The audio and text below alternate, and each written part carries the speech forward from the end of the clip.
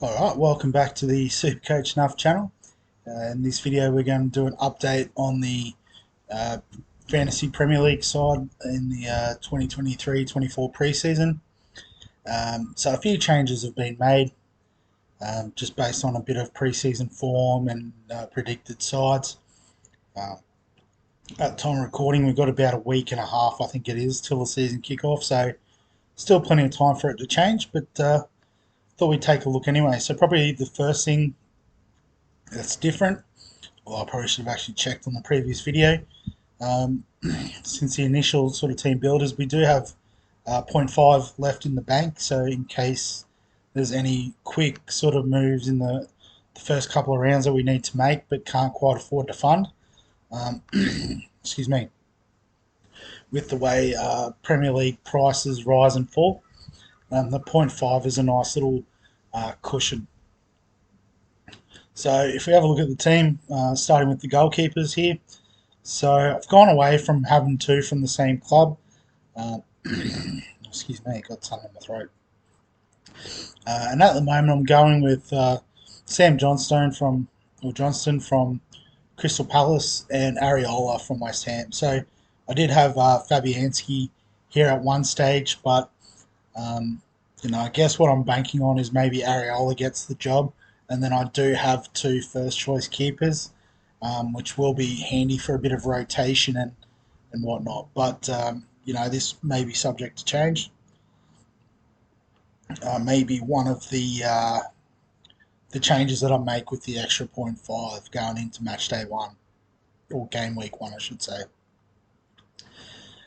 In defence, still got the main three of Stupinan, Alexander Arnold, and Trippier. And I think, it's going to be pretty hard for me to move any of those. Um, Obviously, there's arguments for downgrading these guys and spending the money a bit more up front, but I'm pretty happy with the sort of 8 players I've got up front. So I can afford to sort of go a bit bigger in defence. I've also still got Baldock as my 4 million defender. And I've gone sideways from Matty Cash to the Doji, I think it is, Dogi. Oh no, I might have got that one wrong. From Tottenham, I guess, just wanted to get a bit of the Tottenham action in there with Big Ange taking charge. Um, and, it looks like they've got, new wing backs on both sides. I did have Pedro Porro, the right back there for a time, but Doji is 0.5 cheaper and probably offers a similar sort of profile in that sense.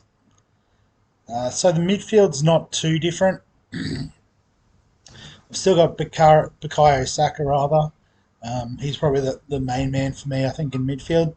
I've still got Eze from Crystal Palace, so he's the guy at the club who sort of isn't amongst everything. So that's always good to have on the side. I've still got Phil Foden as a bit of a wild card, sort of differential type option. Assuming he gets some good game time at Man City. And I've still got Nakamba as my super cheap 4.5 million option on the bench. Excuse me. He has moved to Luton Town now from Notts Forest, so he should be playing in that sort of number 10 type role.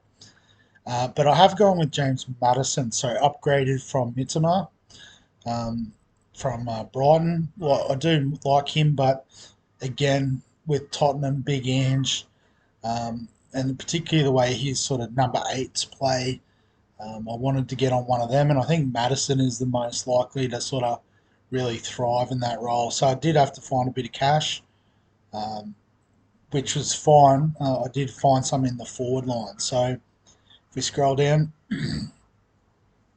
I did have, I think, Jesus and Callum Wilson initially, both at $8 million, but I found probably a little bit of value with Nick Jackson. I'm pretty sure it is. Yeah, Nick Jackson at Chelsea and Darwin Nunez from Liverpool. So from preseason, looks like they're going to feature pretty prominently as sort of the number 9s for these teams. And you'd imagine, a sort of resurgence from Chelsea in particular. But also, I think Liverpool tweaking their tactics a bit and their formation, could be a really great result for Nunez. So at 7.5, I thought that's a bit of a bargain, and obviously I'll be hoping that he scores a lot being a Liverpool fan. So happy to back that one in. And obviously we're still going with Haaland. You know, he's never going to leave the squad. He's just too good. Um, so I think really the changes are just the two strikers have been downgraded slightly. Oop, there's the door's about to slam. There we go. Which has sort of been able to facilitate the upgrade of Madison in the midfield. And then with, I guess, just a bit of a sideways move amongst the defence and goalkeepers, giving us that extra zero point 0.5 mil. Um, and yeah, so I guess, that's just where it is for the time being. You can see we're still 10 days away until kickoff, so plenty of time to tweak and play with the squads and get updated information.